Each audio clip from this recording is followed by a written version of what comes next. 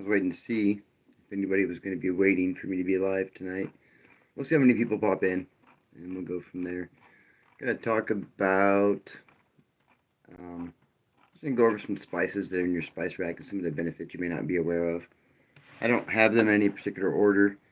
I just kind of compiled a list together in regards to just some common things. I mean, most people that see this are gonna recognize, I would say, most of the most of the plants or the spices that are in here, and we'll talk about some of the properties of them, and then towards the end we'll come up with a recipe.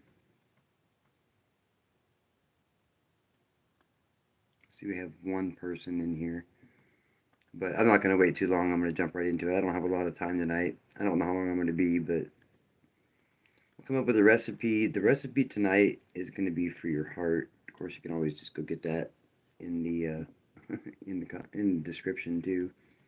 But I don't know if you can see it while it's live. I've never watched it live on YouTube, so I'm not sure exactly how that works. But the recipe tonight's going to be for heart health. So looking at it, I don't know that I'd drink it. I mean, I just put it together based off of the benefits of the herbs themselves in regards to how they're going to help your heart. So in regards to that, it's they're interesting. I mean, I don't know. You might be able to struggle your way through it. Some of the herbs I don't like. I'm not a huge fan of ginger. That's one of the ingredients. So some people like it.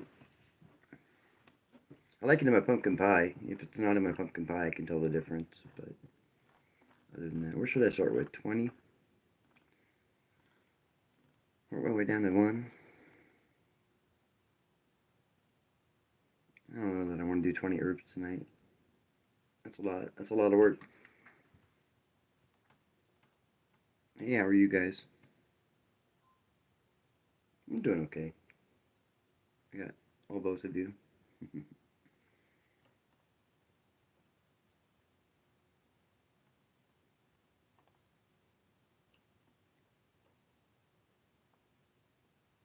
So we're going to talk about spices, right?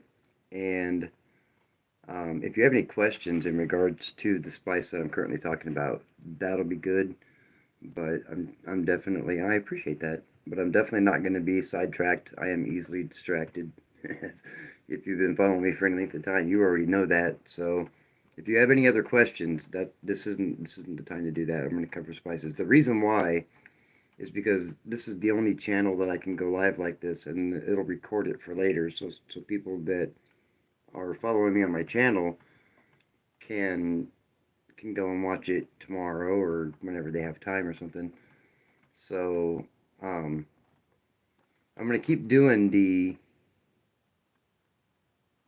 kitchen combat series, and I think one of the reasons why is I have to find a way to get more people aware of plants or plant-based medicine. It's phytotherapy, but I don't say it very often. But when I say herbal remedies or herbal medicine, people just get this blank look in their eye, and they're kind of tuned out of the conversation. So that can be a little frustrating, because I read the science side of it, right? I'm not listening to some old man in a hut in the woods and hearing what he has to say. Um, I'm basing it off of scientific studies and real verifiable information. So so when I tell people, like, if I tell them when I tell them, oh yeah, I'm a holistic and integrated health specialist, they just go, and it doesn't really resonate with anybody. But um, but if I say herbalist, I get their immediate attention. However, that comes with a little bit of a caveat because being an herbalist, people will tend to still dismiss what you have to say. They don't understand that there's a lot of science behind it. So I figure starting with the spice rack, this is something that most people recognize. I mean, at least most people that have some sort of kitchen and cook anything, um, they have to have some sort of spices, or at the very least, they've seen them at the grocery store. So um, they are they've been used for thousands of years, right? I mean, your spice cabinet isn't anything new or novel or anything like that, and and the spices that are used. Even if some are becoming more popular or whatever, it's not because it's a new spice. It's because it's just regaining popularity.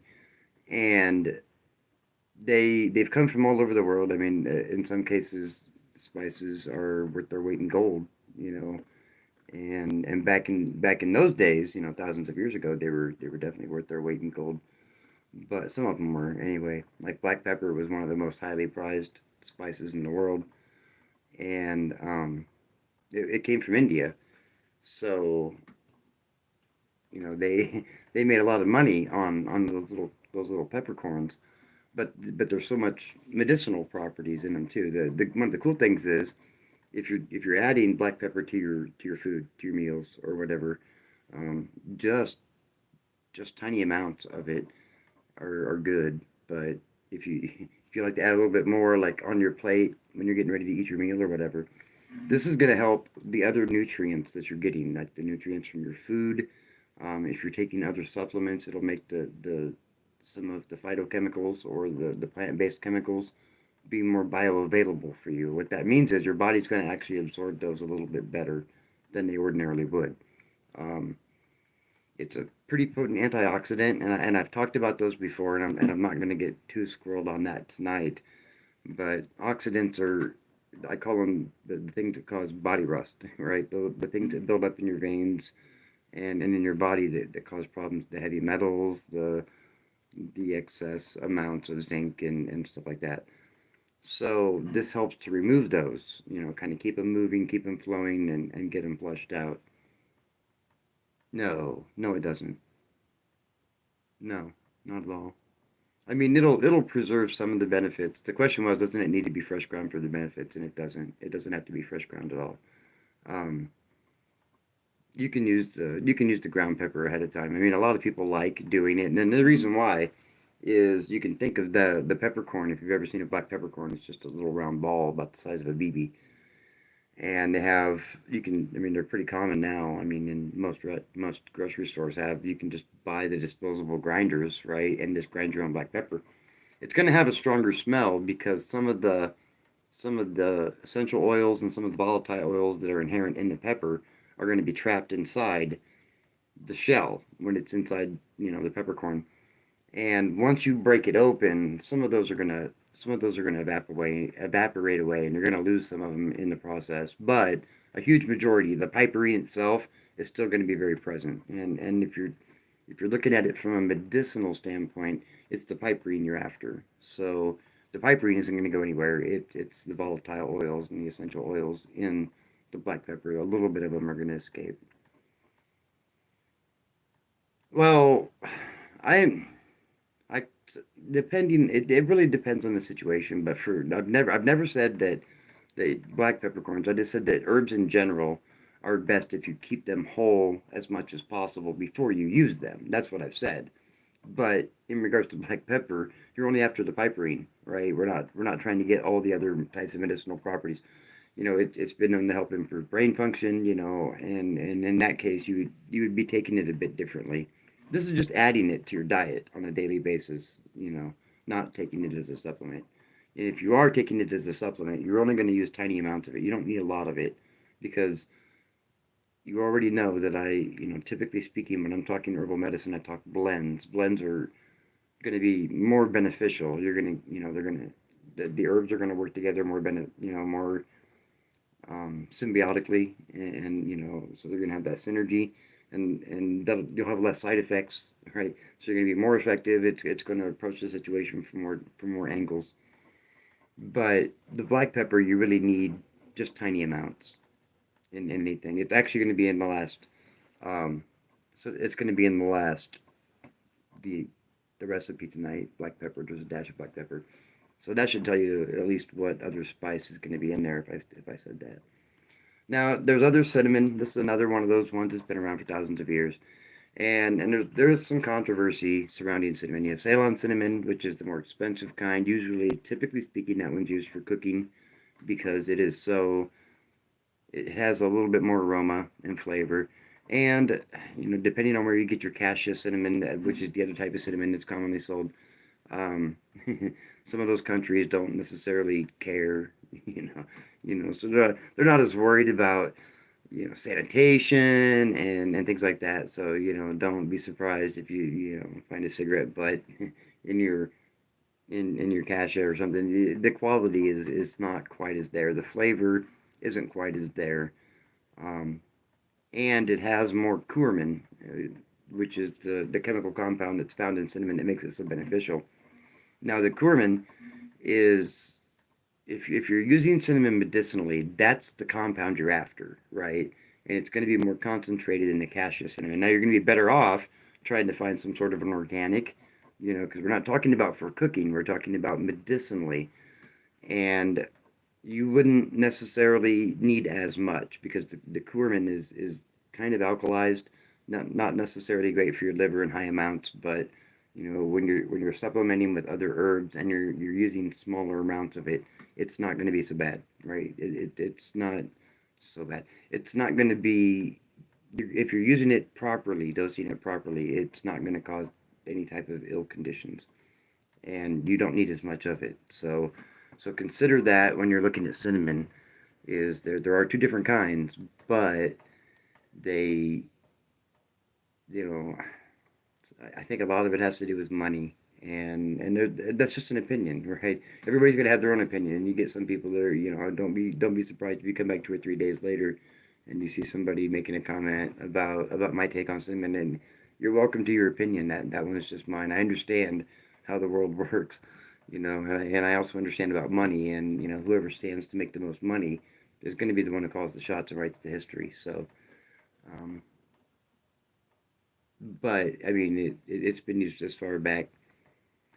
I just went through that. If you want to go back and watch it, I'll go over it again real quick, Cindy. I don't have an opinion on it. Medicinally, I prefer cassia, to be fair, when I'm using it medicinally, but that's just me.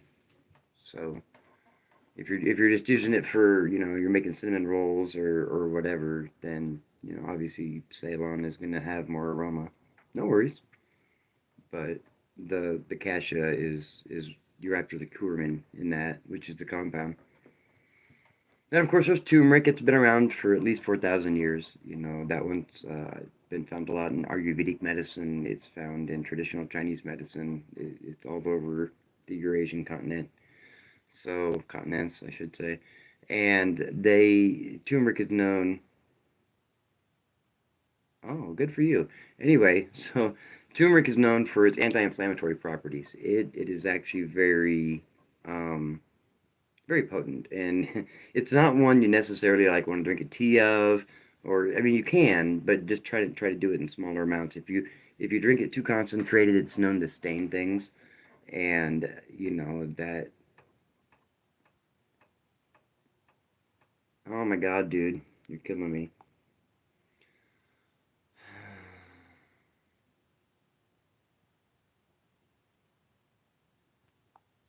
Bye. Anyway, so with the turmeric, it has a tendency to stain, so you don't necessarily want to use it externally unless you're not overly concerned about it. You can add it to like salves and stuff, and it's not so bad. Um, but it's not one of my favorites either. I don't necessarily care for the flavor of turmeric, but it's a great herb. When I do my arthritis and joint capsules, it's one of the main ingredients. I use it in combination with MSM and a few other herbs, and it works great as an arthritis supplement. Um, but it's also known to, it's like a detox herb or a detox spice. It's great for your liver. It helps to stimulate bile production. It helps to get your liver. It's kind of like a jump starter for your liver. It's nowhere near on the level of say milk thistle seed, but it will help boost your liver function overall, kind of get everything started. And that's kind of the key. Oftentimes when you're ill, is you really need to get your detox organs going. So your kidneys, your liver, all that stuff needs to kind of be jump started. Your lymph nodes, adrenal glands, all that. It needs to be cleaned out. MSM with hormones, not so much. MSM is more of a joint and tendon kind of herb, or supplement, I should say. It's a mineral, monosulfonylmethane, I believe it's called, and it's great for that. It actually shares almost all the same identical properties as shark cartilage powder. It's the mineral form of shark cartilage. It does all the same stuff, and the good thing about it is people who have like fish allergies and stuff that, when I was doing my arthritis and joint, initially I was using shark cartilage powder, and then I switched it over to MSM because I had a few customers that just can't do fish. They're allergic. So I supplemented it out with MS, and it works just as well. I mean, there's really almost chemically no difference in how it interacts with that. I can't recommend anything. And unfortunately, tonight I'm just talking about spices. If you'd like to get a hold of me on one of my other platforms and send me a message there, I will certainly address it. But if I if I don't stay on topic, we'll be talking about other stuff all night. So I do know some of the spices we're talking about tonight do can help regulate hormones. So but I can't recommend anything. Turmeric will also help boost your immune system function. No, no worries. I am not, but if you follow me over on Instagram or TikTok, if you send me a message over there, then I can get back to you and we can have a more private conversation. Um, but the turmeric is good. Now, some people say the fresh turmeric's better, but I mean, powdered turmeric, ground turmeric works just fine. It, especially if you use it in capsule form, but you have to make sure to add the black pepper to it. That's the one where it's really essential. The black pepper and the turmeric go together. I mean, it's almost like they were made for each other, because in laboratory studies, it's shown that just the tiniest amount, you just need a dash of black pepper, just small amounts of it compared to the turmeric to get the benefits, and it makes the turmeric 2,000% more effective. Like it actually it releases a lot of the curcumin that's in the turmeric, and makes it more bioavailable. So you can take turmeric by itself, and even if you're eating it raw, even if you're trying to make a tincture out of it, if you're not adding the black pepper, you're not going to get the full benefits. So capsaicin, cayenne, will also do that. It has similar properties. It doesn't do it the same way the piperine does, but it will still release a lot of the curcumin out of it. So that makes it a lot more beneficial. But I mean, at that point you have to pick your poison. What do you want? Spicy pepper or super hot cayenne pepper? So I'm just saying that's just me. And of course we have ginger. That's been around for thousands of years as well. Um, Typically speaking, that one was mainly found in China. It's gained popularity here, and it is probably one of the best digestive herbs in the world. Like they've tested it against Dramamine. It outperformed the Dramamine. They did it on a bunch of Navy sailors, and it outperformed the Dramamine only by a little bit. Like it only barely outdid it, but I don't care, man. It still beat them. It's good for inflammation. It can help with inflammation, but it's also this one's specifically an actual immune booster. This one isn't an immunomodulator. So this one will help just overall boost immune function. Now, I think part of the reason why it does that is because of what it does for your digestion, right? Because 70% of your digestive, or 70% of your immune system is tied up in your digestion. And ginger is really great at fixing the issues in your digestion. So it can help balance out your gut flora. It's antimicrobial, so it has antibacterial properties. So if you have a lot of the bad bacteria built up in your gut, it'll kill off that bacteria while replenishing the good gut flora there, which helps balance your digestion, which is going to help boost your immune function. So that's how I think it works, because what they've done when they've supplemented it, they found that it increases white blood cells and T cells and killer cells and all those wonderful cells that are mast cells, all those things that our body uses to react to intruders. It helps to increase the production of those. So that's pretty neat. But again, I'm not a huge fan of ginger. Not a huge fan. We got garlic. Again, thousands of years, been around since the Egyptians. But when you got to understand, when these people were using them, they didn't just use them as spices. They used them as part of their medicine, like with the garlic and some of the other spices that they were using. They used those as part of the embalming process, right? They would put this in the wraps and make the wraps into like where they did the mummification. A lot of those wraps would be soaked in teas and stuff made with these herbs and spices. Myrrh was also used, and then they would be wrapped, so that would help to prevent the putrefaction because they were antibacterial. You see what I'm saying? So they had antibacterial properties, which is why these wraps were used to help prevent the bacteria from. And of course, they were in a dry climate, but that doesn't change the fact that they still had the desiccation that would come with that. So they would infuse their wraps with these spices, and that's what stopped them from rotting. In case you didn't know that's how that worked, but that's why the Egyptians did that. Um, Garlic's another one of those immune boosters. It has antimicrobial properties. Obviously it'll wreck your breath if you're not careful, but I mean, if you're sick, do you really care? Most people, when they're sick, they don't really care. I'm sick right now, so I'll do anything. It can help with your heart. It can improve your circulation. It it is it is antimicrobial by nature, so it does have antiviral properties. It has antibacterial properties. You can use it externally in like salves and balms and teas and things like that. And it would help with like athlete's foot, jock itch, things like that. However, however, um, but it isn't gonna make you smell real well, real good, right? You're gonna kind of stink a little bit. But if you mix that with some vinegar, garlic and some vinegar, and throw in some echinacea, maybe some olive leaf, and use that externally, uh, that's great to help remove um, like athlete's foot burns like heck though. And we have cloves.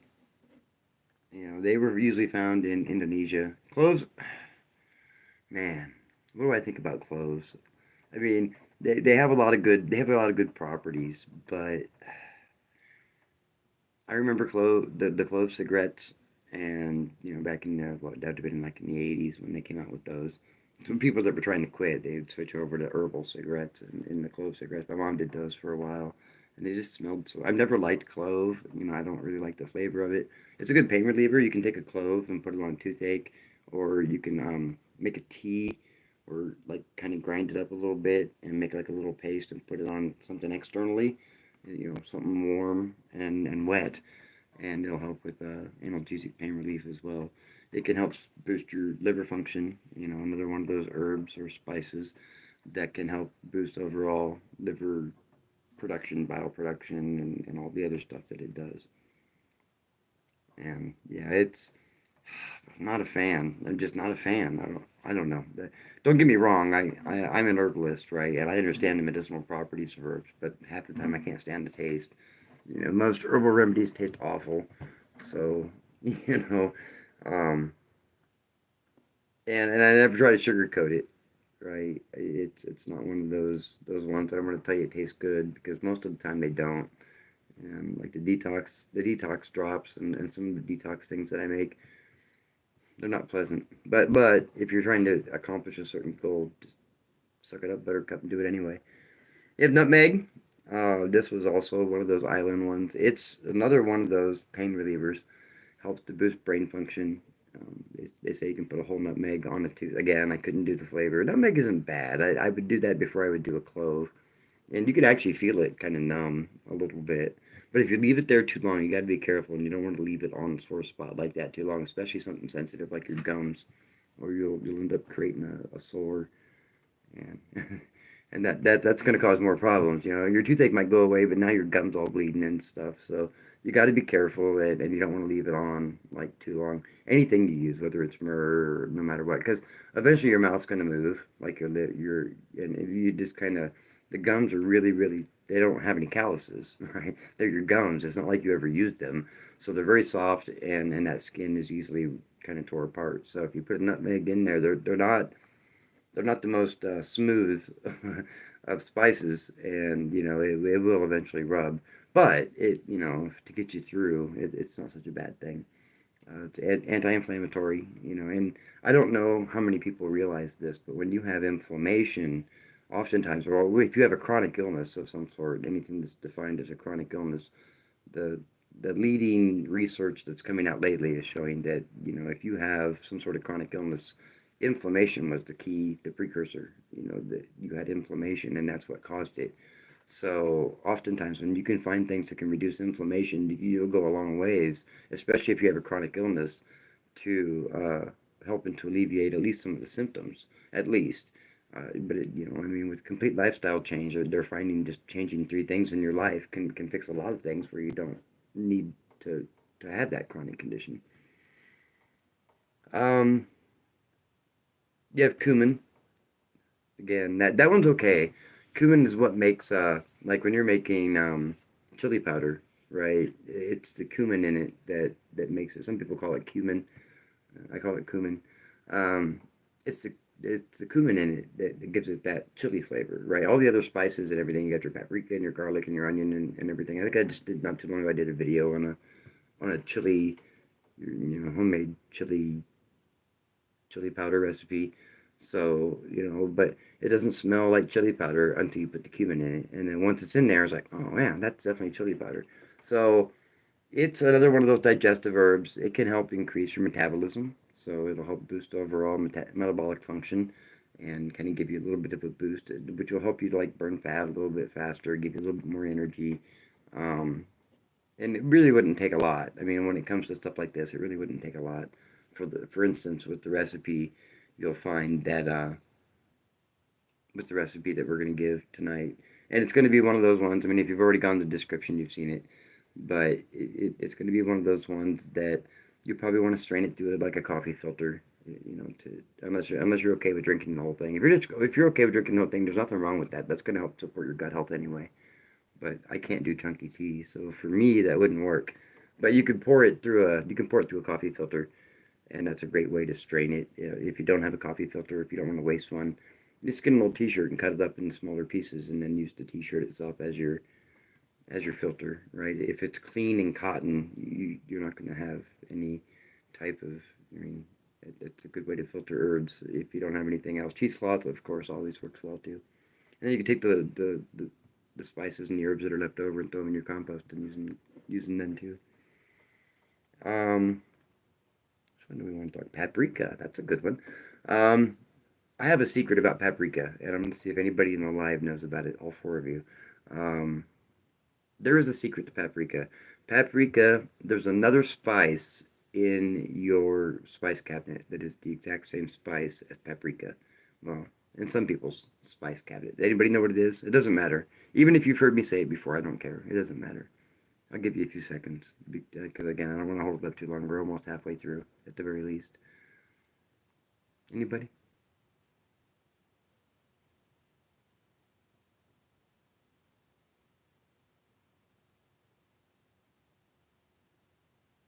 3, 2, 1. All right.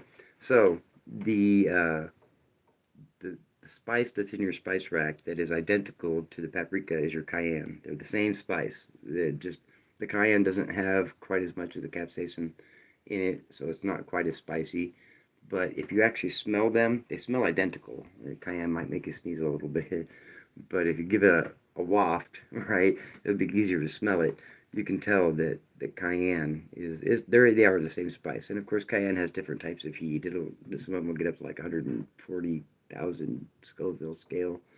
The average one that you get, like if you're buying cayenne capsules in the store, oftentimes they don't say it on the label, but the most common one used medicinally is 35,000 heat units or 40,000. Those are the two most. So if you're getting capsules, that's about where you'd want it. Because you're getting in the 140s, 150s, man. Those things you'll feel like somebody just dropped a lava rock in your gut if you're doing capsules like that. And then when it opens up, it's never very pleasant when you use the hotter cayenne. So 35 to 40,000 units on the Scoville scale is sufficient. This one is like loaded with vitamin A. It's super nutrient dense anyway, but it's loaded. It has vitamin C, lots of vitamin C, but it's loaded with vitamin A. So you don't really want to take copious amounts of it, right? Too much vitamin A is a bad thing. Obviously, it's going to increase your circulation. It's going to make the other spices that you use, or any other herb, or any other supplement, even your food, it's going to make the nutrients more bioavailable. So if you sprinkle a little cayenne in your food when you're eating, you taste that spiciness. That's going to make the nutrients from your food more usable to your body. Um, Now the paprika is going to share all the same properties, right? But not quite to the same extent. So it's not going to be as good for your circulation as using cayenne would, but it's still good for your circulation, and it's not going to burn your tongue out of your mouth. So there's some people that just can't do the heat, but they don't mind the taste of paprika. And of course, you can get smoked paprika, which is simply they've taken the peppers and they've dried them and had them smoked in whatever wood they're doing their smoking with, and then they grind them up, and it has that nice smoky aroma and flavor. It's another good herb or spice that you can do. Eventually, what I'll be doing with the kitchen combat is I'll be breaking all these ones down like individually, and not like straight consecutive. I'll keep doing other kitchen stuff. Like later this week, I'll be doing liver health from the kitchen. I'll probably do something like this here, heart health in the kitchen, similar to the recipe. And I don't know that I don't know. I might even just stick with the same recipe, different platform, and the content's going to be a little bit shorter. We're already like a half an hour in here. So you got rosemary, right? And rosemary is one of the Italian spices. It's another one of those, helps with digestion. It's antioxidant. It has some pretty potent antiviral properties. What it does is it prevents the virus from replicating.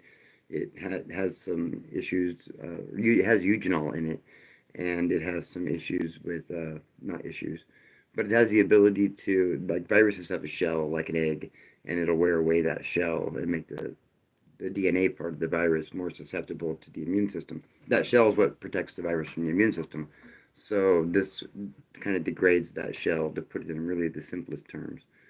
And and you can use it as like a wash in your hair. People that are going bald, alopecia, you can use it as a blend with other herbs, and use it as like a rinse, or you can even make your own shampoo with it. Though maybe I should do that. Maybe I should do a video about how to make your own shampoo. I've never done it before, but I've seen it done. Can't be that hard, right? Famous last words. Then we have coriander, right? Cilantro. This is coriander's the seed, cilantro is the leaf, and which one are we talking about? Pulls excess. Oh, rosemary. Um, it's not known too much for hormone regulation, right? And it's not much of a chelator either. So it's as far as maybe it might do something with the liver that would have something to impact that, but I'm not sure. I'm not sure. I haven't seen any studies that say that. So if I see any studies that say that, I'll correct myself and come back and say, yep, you were right. But it's actually part of, yeah. Anyway, yeah, that's actually going to be one of the videos. I'm not going to give too much away because then people won't want to watch it. But we're going to be doing one that's going to be discussing mint in your spice rack. So stay tuned for that. Some of you may know where I'm going with that. You got the coriander. It helps with antioxidant. This one can help to regulate your blood sugar too. Now, when I say that, what it does is it'll lower your blood glucose levels, right? And then it makes it makes your body less insulin resistant, which is part of the issue with diabetes. Is your body's insulin resistant? You're not getting what you need. This lowers the resistance, and it lowers your blood glucose levels, so that way, you're not having that high spike. So, the only thing I don't like about rosemary is it kind of has like those little pine needles. If you've ever used rosemary, and if it doesn't cook right, like if you don't get it softened enough, it's almost like trying to eat splinters sometimes. So if you get an Italian seasoning that has rosemary, but it's not like a really finely chopped rosemary, you look inside and you see the long splinters in your Italian seasoning. That's rosemary, and yeah, fun stuff. Coriander and cilantro are the same, and that's what I was talking about, not rosemary. My bad. In regards to the blood sugar regulation, and it again, that's another one of those weird spices, because some people who eat cilantro taste soap, right? That's all. It tastes really bad. They have that real bad chemical taste, and they don't like it. And then there's some people that can eat it. I'm not a fan. It doesn't taste like soap to me, but I, I don't find it tasty and delectable. I mean, I do know that, it flavors my salsa, but I only want tiny amounts of it. I do like the flavor, but it has to be in small doses, like tarragon. Tarragon's one of the worst. If you get too much tarragon, you're going to ruin your meal. I can't eat tarragon now because I cooked it once and it was a disaster. So yeah, maybe I'll cover tarragon. Um, but it's a well anyway the coriander. It's also a good heart herb. Like it helps with cardiovascular function as a whole. My dog came in. So it's something you can add to your food if you can handle stomach the taste. If you can't, coriander seeds will work, but they have kind of a funky flavor too. So I mean, I'm real picky about my food. I only use very few spices. I'm not very adventurous. I don't like a lot of weird stuff in my food. I don't like a lot of weird flavors. So if you keep walking away from me, I can't pet you. So either one of those would work, and they would work in similar manners. Nutmeg, yeah. You got mustard seeds, mustard powder, and you have like hot mustard. Have anybody had like that? They're really super hot mustard, and then just regular mustard powder. They're just processed a bit differently. They're still the same seeds, and if you let like mustard seeds ferment a little bit first, they'll get spicy hot, and then the longer you let it set, the hotter that mustard will get. So if you if you enjoy hot mustard with Chinese food, that's typically how it's served. Um, you can buy it powdered. Like Frontier Co-op has some great powdered mustard. You can make sure you get a good. They have the best. I like theirs, but just a dab will do you, man. That stuff is amazing. I like it, but I only like it on certain things. Like I'll do. Um, I don't eat those anymore. Well, that sucks. So I'll eat it on my Chinese food. But I was talking about those little links. The little ones. I used to eat those, and I would dip those in hot mustard, but I don't eat them anymore. So. But they're good on it. So if you do eat them, go ahead and get some hot mustard and try that. It's good for it has antibacterial properties. This one's great for your lungs. If you've ever eaten like the hot mustard, it'll clear out your sinuses. Oh my gosh, it'll clear out your sinuses. But it'll also help get congestion out. Regular mustard seeds, not the hot ones will too, but the regular mustard seeds won't be quite so bad. Um, it has a lot of selenium in it, so it it can help with people like with thyroid issues and stuff like that. Yeah, mustard seeds found in the grocery store. I mean, if you go to the if you would you quit? If you sorry, if you go to the grocery store and look in the spice aisle, most of the herbs that we're talking about here are available. Um, some of them aren't, like saffron. Saffron's a great herb. It's shown to help like protect stem cells, right? And that stuff is like worth its weight in gold still today. Saffron's disgustingly expensive. Anti-inflammatory. It's good for your memory and cognitive function, but buying this stuff would be almost as bad as buying pharmaceuticals with the cost of it. It is pretty spendy, but it's a pretty it's like a very delicate spice. I've only had it a couple times again because of how expensive it is, and it doesn't take much. And does anybody know how saffron is is processed and what saffron is?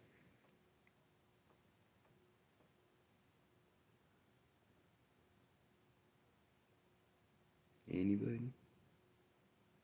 The reason why it's so expensive. Because typically speaking, when you have an herb or a spice, use the whole thing, right? Use the leaf, use the flower, or use the seeds or something like that. With saffron, you use the stymon, which is that little red thing that comes out of the petal, right? And it's just they don't hardly weigh anything. There's almost no weight to them. There's only like two or three that pops out of a flower, and you have to pluck those, and that is the saffron. That's why it's so disgustingly expensive. But that's where most of the medicinal properties would be found, is because that you don't get much more potent than where you're at with that, right? My thought on it is the rest of the plant is going to have those same medicinal properties because that's just how most herbs work. So, but that's not going to have the same flavor, right? It's not going to be as delicate. It's not going to be as flavorful or as potent. Um, they are handpicked, right? And it's a very tedious process, and that's why you spend. I don't even know how much it is. How much is saffron? How much is? But you should have at least saffron one time in your life. Find a recipe of saffron. You can buy it by the gram. Um, it almost sounds like one of those kind of deals. I can't say that word on this platform. 2 grams for $16 on Amazon. So yeah, it looks like a little chew jar, with a bunch of the red stuff coming out. But then you can look up a recipe and then you can use it once. At least try to use it once. If you can. So here's some golden saffron, and it is 10 grams for 56.95. So, so that's not even half an ounce. That's like a third of an ounce. That's about a third of an ounce. But that's still, to be fair, with it just being the petals, that's a lot of spice. It really is for what you're getting. Um, and if you wouldn't need a whole lot of it. But if you want to try to use it medicinally, again, this would be another one of those ones you definitely want to use it as a blend with other herbs to get the benefits out of those. Star anise, it's not. Does everybody know what star anise is? Has anybody ever heard of it? There's anise, and then there's star anise. Anise seeds are very tiny. They're almost like poppy seeds. They're kind of grayish. Um, and then you have star anise. The star anise is shaped like a star, hence the name, and it's essentially a member of the pine family. Okay, and what those are actually like pine cones. The star anise is, you can just look at them as like star pine cones. They're just a really tiny pine cone, and they smell just like black licorice. Right, at one point, black licorice was flavored with anise and star anise, and obviously now it's artificial, but I can't stand the flavor. Jägermeister, they use star anise as one of the main ingredients for Jägermeister, and it's actively used today. Still, that is the main source of shikimic acid for Tamiflu. Tamiflu, the commercial drug that doctors prescribe for the flu, is, they derive the shikimic acid still to this day from star anise. And they're looking for a better source. And what they've discovered is pine, just like regular pine, has shikimic acid too, right? And star anises usually only grow like in China, and they're kind of tricky to grow and stuff like that. So um, it makes it, they're worried about the sourcing of it, right? Because if anything goes south with China or whatever, then obviously our source of shikimic acid would dwindle at the very least. So they have to find other methods. So pine is also, but thankfully pine doesn't smell like black licorice, but it does contain a lot of the shikimic acid. Spruce is also another one of those ones that contains shikimic acid. But I'm gonna go ahead and um, I think for the kitchen, here's what I'm gonna do. I'm gonna do 2 recipes, but I'm not gonna do them both tonight.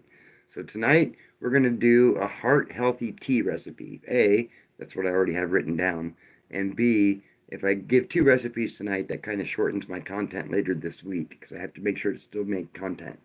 So on the Kitchen Combat series, it's going to be a heart healthy spice blend recipe. So there are going to be specific spices that you mix together, and you make sure to add those in your food and your vegetables and your meat, whatever, to help support a healthy heart.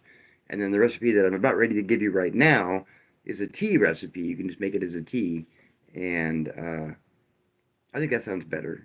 That way I can do the video, and you guys can have your own little blend that you can use for spices. So you guys ready? Nini, if you're not, that's okay. We're at the 43 minute mark in the video. Feel free to go back at a later time and you can watch it and write it down, or it's in the description of this particular video. So once they re-upload this again, you can just copy and paste, and that way I don't have to say it 4 times, and we can get through it. Because YouTube not nearly as flexible as TikTok in this regard, but we're gonna do it that way. Okay, here we go. This is a heart healthy tea. Again, I make no claims on the flavor, but I do know that I picked this particular blend and in this particular ratio just because of what each of these herbs does for the heart. You ready? Here we go. You're gonna take 1 teaspoon of cinnamon, 1 teaspoon of ginger. You can use fresh or ground, but ground I mean, if you use fresh, it'll be easier to strain. Okay.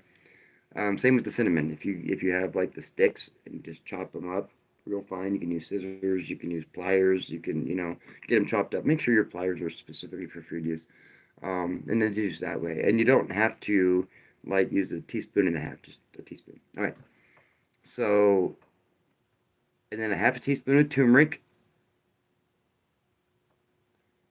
a teaspoon of rosemary, and then a little bit of black pepper. Just throw some black pepper in there. And for some people, that'll taste like a chai. I'm not a huge fan of that one either. But you drink like 1 to 2 cups of that. One in the morning, one at night, and that will. I don't know again how the flavor is. If you really think you need to add something for flavor, you could. I don't know that lemon or honey is going to make it taste any better, but you could add either or both, even if you really want to. But that's the recipe. And you're going to do this in 2 cups of water. Now, what I can't suggest anything, but what I would do if it were myself doing this, because you're using so much herb to water ratio, uh, and I'll probably change it in the description since I'm done with this. You're going to use 2.5 cups of water because those herbs are going to absorb some of that water anyway. And then split it into two. That's going to be 2 separate servings. Okay. Put one in the fridge. You can drink it cold. Keep one out and drink it. So if you just do this once a day, but you're going to drink 2 servings a day, if that makes sense. So I'm going to change that. Don't add any other herbs or spices. No, you're going to specifically stay with these 5 spices. Otherwise, you just make your own blend, right? Because vanilla is medicinal, and I'm going to cover that too. There's actually quite a few medicinal properties. You'll see a video on that. So yeah, you definitely don't want to add any other herbs or spices. Honey and lemon, that's for flavor. You're going to get some extra vitamin C, from the honey or from the lemon. If you're using raw honey, you'll get some of the bacterial properties and some of the probiotic properties from the honey as well, which would make that all more bioavailable. But you got to use raw honey that's not been processed, and if you get it local, it's going to be better for you. The more local your beekeeper is to you, and you can just do a search online, be guaranteed. I mean, depending on where you are in the United States, there's probably a no. It does not have the turmeric. None of those have to be fresh. You can use ground everything. So. Yep. And I'm going to probably call it a night here. But what I'm going to do is I'm going to go through and redo the recipe in the description so that way I don't confuse everybody. But I do appreciate everybody who watched tonight. I don't know what I'm going to talk about next week, whatever I discuss. Maybe one of these Sundays, maybe one Sunday a week, we'll do like an open forum. So that way if somebody does have questions, like Shannon, we can just do that. Maybe one night a month. How about that? How about next week we do open forum? So hopefully I remember that. It's a long week. It's going to be a long week this week. We got mandatory overtime this week. But so we'll do open forum next week. But tonight was spices. Stay tuned for more kitchen combat stuff this week. I'm also doing another video where I'm letting you know that the pharmaceutical companies are your friends. And you're going to love it. If you watched my FDA video, then I think you'll really appreciate the pharmaceutical video. But I had a few people that watched that video, and they were kind of concerned for a minute because I guess they couldn't tell that I was actually being sarcastic. Like one guy goes, "Dude, you betrayed us." It's like, "Dude, did you actually watch the video?" I thought it was pretty clear. If you even read any of the stuff that I was saying behind me as I was saying that, you would have seen that it that I was definitely not praising the FDA and even a little bit. And if you saw the little seal at the end, go see the little seal at the end. It's custom made. I'm actually going to get it put on a T-shirt so that way everybody can have the FDA $4 always T-shirt. So, but so next week we're going to do an open forum. So bring your questions for next week. Tell your friends so that way we can have more than 4 people joining us.